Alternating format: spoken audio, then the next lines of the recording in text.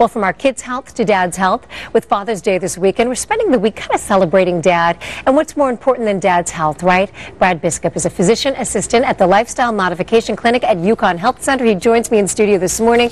Good morning to you. Good morning. So really important to talk about dad's health. I think we all learn as we get older. If you don't have that, you don't have anything. Exactly. So super important, and I thought this was really interesting. The fact that I think we've probably, most of us have heard that women tend to live longer, but we tend to live better. Men are usually living sicker in the years that they're living. What's going on there?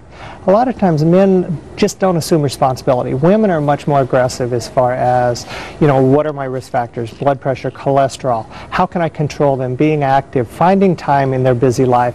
Men in general have more of a tendency to just kind of, you know, push that aside and say, you know, I've worked really hard, I'm doing, you know, I'm taking care of the family, but not looking at the risk factors and addressing them individually. And there are some things that men do have to worry about. There are a top 10 of diseases that men really have to take seriously. What are some of the things they need to worry about and try to prevent? Yeah, the main thing is cardiovascular health. Okay. When you look at the risk of stroke, the risk of heart disease, a lot of people think, well, you know, it's not an issue now, but if we look at the development of atherosclerosis, which is plaque building up in the arteries, it literally starts by 3 years of age.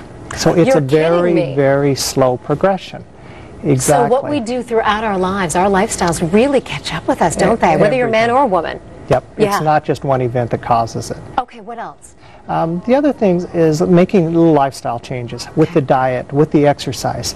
You know, we have a million different things. We have the internet, so many different types of diet. What do I do? And people are just overwhelmed with that. And trying to think of very simple things with your diet. You know, there's more and more support for the Mediterranean diet. Really, fruits, vegetables, and it's a delicious way of eating. Exactly. Yeah, it's really, really easy. Prostate cancer is something we also hear a lot about when it comes to men. Yes. And again, getting back to the overall risk. You know, number one, monitoring. You know, you always want to see the physician, you have follow-up appropriately.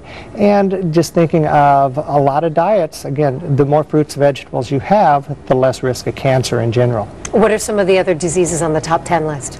Definitely heart disease and stroke is the top two things that are going to kill men in general, and that's why looking at that individually and how you can reduce your risks. So, you know, this is making a terrible generalization, but it might be true in some cases that women are better about going to the doctor than men. We do our checkups. We are doing preventive medicine all the time. This isn't something necessarily that all men do. Would you say that's fair? Is that true? Very much so. And I have a lot of patients when they come in and it's like, you know, my doctor told me I had diabetes 3 years ago. And I just ignored it. I didn't address, you know, and unfortunately doctors don't a lot of times give real good guidance with lifestyle changes. So you kind of have to assume responsibility on your own as much as possible. And the problem without preventing these things or without staying on top of them, when you get a diagnosis for diabetes, 3 years later your options are much more limited than they would have been in the very beginning. Exactly. So early detection in almost all these cases is really, really key and very important, isn't it? Yep, exactly. If you live long enough, odds are you're going to have heart disease or increase your risk of a stroke. So, you know, thinking of it, okay, what can I do now that's going to reduce my risk down the road? Because every patient I see, I look at their age and I say, okay, you're going to live to be 100. We need to focus on the things that are going to help you get there. Well, we want all our dads to live to 100, I think. So thanks so much. This is really good information. Hopefully it was helpful for you and your dad, Brad Biskup. Thanks. Yes, thank you.